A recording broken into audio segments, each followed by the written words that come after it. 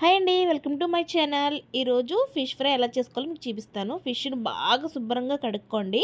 అందులో పసుపు వేసుకోండి. ఇది నేను మా బాబుకి చేశానండి. ఒక 4 పీసెస్, 4 ఆర్ 5 పీసెస్ పసుపు. తర్వాత కొంచెం కారం వేసుకున్నాను. ఇదే ప్రాసెస్ పెద్దలకు కూడా కొంచెం ఎక్కువ వేసుకోండి.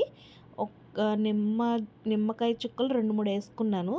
సాల్ట్ వేసుకున్నాను. తర్వాత అల్లం వెల్లుల్లి పేస్ట్ ఎక్కువ వద్దులేండి, కొంచెం ఆ ముక్కలకి బాగా పట్టించండి. అల్లం వెల్లుల్లి పేస్ట్ మొత్తం కారం, పసుపు, ఉప్పు, కొంచెం నిమ్మక రసం ఆ ముక్కలకి అంత బాగా పట్టించాక